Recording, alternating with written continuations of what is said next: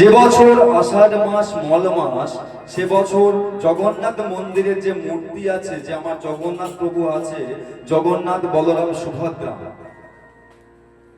সেই প্রভুর নতুন করে কলেবর হয়, যাকে বলা হয় নব কলেবর। তাহলে নব কলেবর হতে গেলে কি করতে হবে? সেই বছরে আষাঢ় মাস মল মাস হতে হবে। নব কলেবর কথার অর্থ হলো নতুন করে ভগবান আমার দেহ ধারণ করবে। পুরনো যে মূর্তি আছে সেই মূর্তি থেকে নতুন মূর্তি প্রতিষ্ঠা হবে। তাহলে নতুন মূর্তি প্রতিষ্ঠা করতে গেলে কি করতে হবে? না, প্রথমে খুঁজতে হবে নিম গাছ, অর্থাৎ জগন্নাথ মন্দিরে জগন্নাথের যে মূর্তি, তার জন্য নিম গাছ খুঁজতে হবে। নিম গাছ কোথায় খুঁজে পাওয়া যাবে? না, নীলগিরি পর্বতের পাদদেশে গিয়ে নিম গাছ খুঁজতে হবে। 3টি নিম গাছ। নিম গাছ তুমি বললেই তো হবে না, হাজার হাজার লক্ষ লক্ষ নিম গাছ আছে। তাহলে কোন 3টি নিম গাছে জগন্নাথ মন্দিরের প্রভু আমার প্রতিষ্ঠা পাবে? না, 3টি নিম গাছে আমরা দেখেছি যে নিম গাছে একটা তেতো ভাব থাকে। যখন আমরা নিম গাছে যদি কোনো ঘ্রাণটা নিই, নিম গাছের ঘ্রাণটা হলো তেতো ভাব। কিন্তু ওই 3টি নিম গাছ, যার থেকে বেরিয়ে আসবে চন্দনের গন্ধ। শুধু তাই নয়, 3টি নিম গাছে 3টি চিহ্ন থাকবে। একটা চক্র চিহ্ন, একটা পদ্ম চিহ্ন, একটা নাগর চিহ্ন। তবে বাবা, একটা কথা বলে রাখি ভক্তিমতী মা এবং বাবাদের উদ্দেশ্যে, যে আগত যে সময়, এই সময় খুব খারাপ আসছে। যদি আমরা সাধু মুনি ঋষির কথা বিশ্বাস করি, যদি আমরা যোগীর কথা বিশ্বাস করি, তাহলে আমি বলবো এখন চলছে 2025 ডিসেম্বর মাস, অলরেডি শুরু হয়ে গেছে। 2025 থেকে 2032 মধ্যে একটা খারাপ সময়, যে খারাপ সময়টা হলো আমাদের এই মানব জাতির সব থেকে কষ্টের সময়, সব থেকে কঠিন সময়। এই সময়ের মধ্যে একটা শাস্ত্র আছে যার নাম হলো ভবিষ্যমালিকা। যে শাস্ত্রটা প্রচার পেয়েছে ওই পুরী জগন্নাথ মন্দির থেকে। জগন্নাথ মন্দিরের আজ থেকে 600 বছর আগে পঞ্চসখা ছিলেন, 5 জন ভগবানের গোপন সখা ছিলেন। তার মধ্যে একজন সখা, যিনি ভূত ভবিষ্যৎ বর্তমান সবই জানতে পারতেন, তিনি আজ থেকে 600 বছর আগে লিখে গেছেন যে কথার, যে লেখার প্রতিটা কথা আজ সত্য প্রমাণিত হচ্ছে। আজ থেকে কিছু বছর আগে যদি অতীত আমরা দেখি, করোনা এসেছিল, সেই করোনা পর্যন্ত তাদের লেখা ছিল, তখন শাস্ত্র প্রকাশ পায়নি। কিন্তু বর্তমানে যখন প্রকাশ পাচ্ছে, আমরা দেখতে পাচ্ছি তার প্রতিটা কথা সত্য হচ্ছে। এখন আমাদের জীবনে অনেক কষ্ট, অনেক দুঃখ আসছে, 64 রকম রোগ আবার আসছে নতুন করে, যে রোগের কোনো চিকিৎসা নেই। শুধু তাই নয়, আগত সময়ে এমন একটা সময় আসছে যে যেদিন 7 দিন 7 রাত সূর্য উঠবে না। চতুর্দিকে যেখানে তাকাবে শুধু অন্ধকার আর অন্ধকার। আমরা মনে করছি যে যদি সূর্য না ওঠে তো কি হবে? সূর্য না ওঠে কোনো সমস্যা নেই, আমাদের ইলেকট্রিসিটি আছে। কিন্তু সেই সময় আসতে বাবা, সেই সময় ইলেকট্রিসিটিটা কাজ করবে না। কেন? না, ভগবানের লীলা বোঝা বড় দায়। এই জগৎ সংসারে পাপে ভরে গেছে। আমরা কত যন্ত্রণা সহ্য করি, কত যন্ত্রণা মানুষকে দিই, কত অন্যায় করি, কত অবিচার করি। ভগবানকে আমাদের ছেড়ে কথা বলবে? এই সময় খুব খারাপ সময় আসছে, কিন্তু একটা সুযোগ আছে, এখনো সময় আছে। যদি আমরা ভগবানের নাম কীর্তন করি, কৃষ্ণতা ভগবানকে ডাকি, বাড়িতে ভাগবত পাঠ করি, কীর্তন করি, হরি নাম করি, তাহলে 64 প্রকার রোগ আমাদের ধারে কাছেও আসতে পারে। সুযোগ ভগবান দিয়ে রেখেছে। ভগবান আমাদের এখনো সুযোগ দিয়ে রেখেছে। যদি আমরা সুযোগ কাজে লাগাতে পারি তবেই আমরা বাঁচতে পারবো, নতুবা বাঁচতে পারবো না। যাই হোক, এই জগন্নাথ মন্দিরে যে ভগবান আমার প্রতিষ্ঠা পাবে, যে কাঠে সেটা হলো নিম কাঠ। কিন্তু নিম কাঠ হলেই হবে না, তাতে থাকবে চক্র চিহ্ন, একটাই পদ্ম চিহ্ন, একটাই নাগর চিহ্ন, কিন্তু তিনটি নিম গাছেই থাকবে কি চন্দনের গন্ধ। তিনটি নিম গাছে চন্দনের গন্ধ থাকবে। আর কি ওই গাছগুলো যদি খুঁজে পাওয়া যায়, শুধু খুঁজে পেলেই তো হবে না, প্রথমে ওই গাছগুলো নিচে গিয়ে পুজো করতে হবে। যখন এই পুজো হয়ে যাবে, লক্ষ্য করে দেখা যাবে উপরে বিষধর সর্প বিষ্ঠন করে আছে। পুজো শেষ, আস্তে আস্তে সর্পগুলো সাপগুলো নিচে নেমে এসে প্রসাদ সেবা করবে, তারপরে চলে যাবে। এবার যখন চলে গেল, তিনটি নিম গাছকে কাটার জন্য তিনটি কুঠার থাকে, একটা সোনার, একটা রূপার, একটা লোহার। প্রথমে সোনার কুঠার দিয়ে তিনটি নিম গাছে দাগ দেওয়া হবে, তারপরে রূপার কুঠার দিয়ে তিনটি নিম গাছে দাগ দেওয়া হবে, তারপর সোনার কুঠার, রূপার কুঠার হলো, এবং তারপরে লোহার কুঠার দিয়ে তিনটি নিম গাছকে কাটা হবে। এবার গাছগুলো যখন কাটা হয়ে গেল, আনবে কিসে করে? কি গো, লরি করবে নাকি? কিন্তু লরি করে আনা যাবে না। ওই নীলগিরি পর্বতের পাদদেশ থেকে জগন্নাথ মন্দির পর্যন্ত মানুষ সারিবদ্ধভাবে দাঁড়িয়ে থাকবে, প্রত্যেকে কাঁধে করে গাছগুলো আসবে। গাছ এসে যাবার পরে যে মূর্তি তৈরি করবে, তাকে জাতিতে সবর হতে হবে, অর্থাৎ সবর জাতির মানুষই মূর্তি তৈরি করতে পারবে, অন্য কেউ পারবে না। মূর্তি যখন হয়ে যাবে, প্রতিষ্ঠা করার জন্য গোটা উড়িষ্যা রাজ্যে খোঁজা হবে সব থেকে বয়স্ক, সব থেকে বৃদ্ধ পান্ডা। সব থেকে বয়স্ক পান্ডাকে খোঁজা হবে।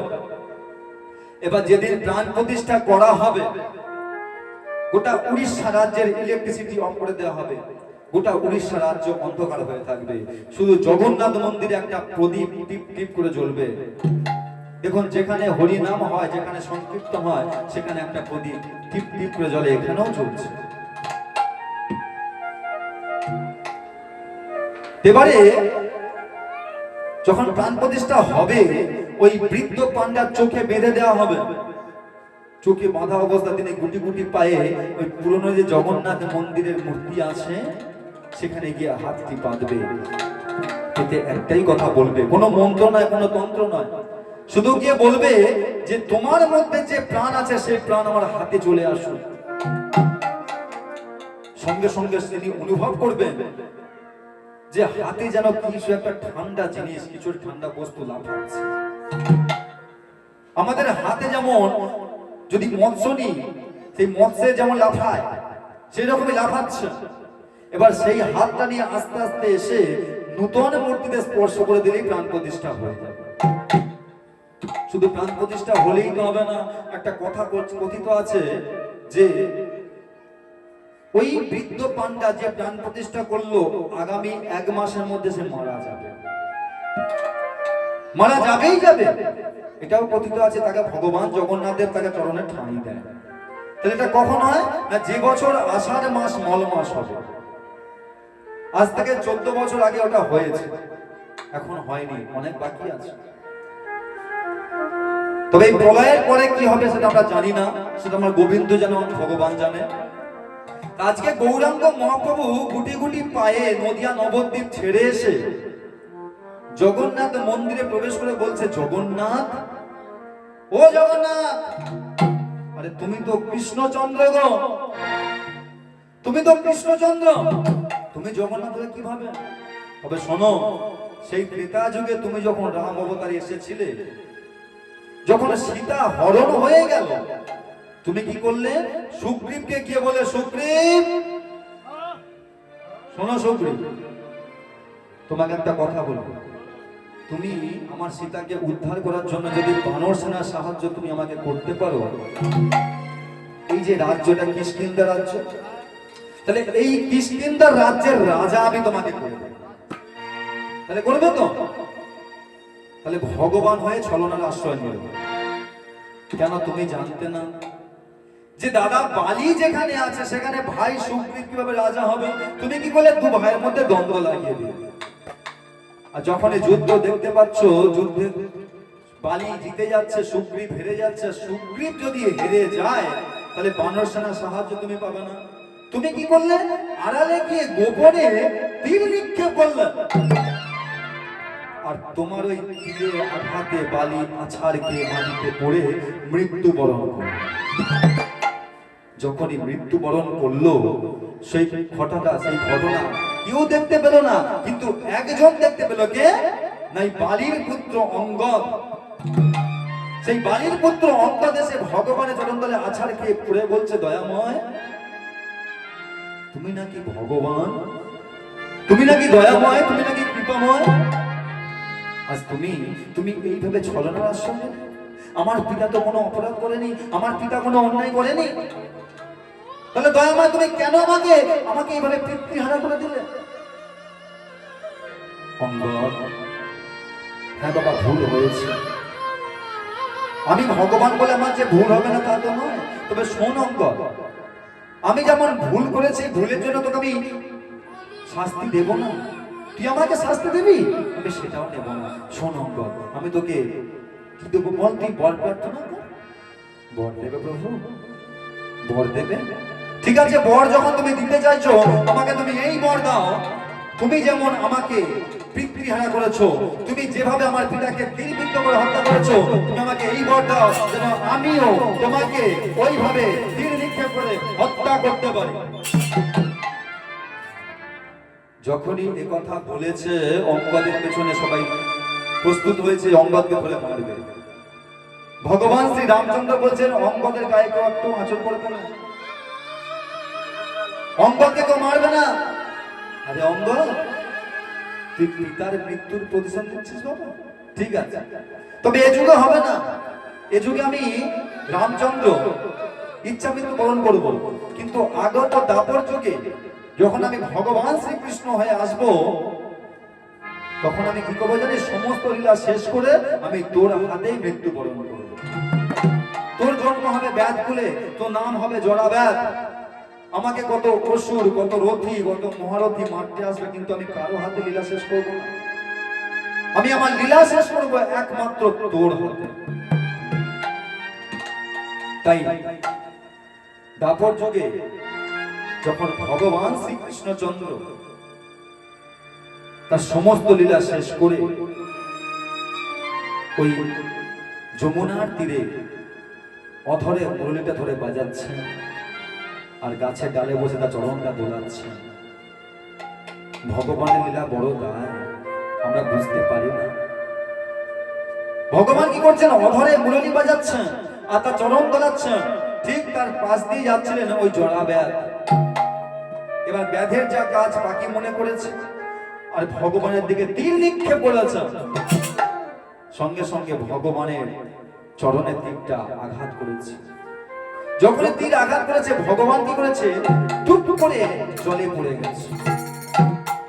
এবার জলে ভাসতে ভাসতে ভাসতে ভাসতে কলিযুগ আগত। তোমারই আদেশ এলো কলিযুগ, তোমারই আদেশে তোমারই এক ভক্ত কি করলো?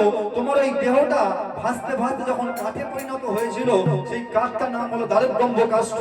ওই কাঠে পরিবর্তন হওয়ার পরে তোমারই আদেশে তোমারই এক ভক্ত ওই কাঠটা তুলে নিয়ে তিনটি মূর্তি তৈরি করেছিল, জগন্নাথ, বলরাম, সুভদ্রা।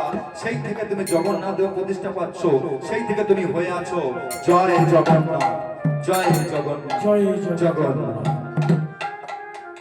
তাহলে কে সেই ভক্ত? তবে শোনো, সেই ভক্তের নাম কি? শোনো প্রভু, যে ভক্তকে ইন্দ্রদুম্ন নামে রাজা,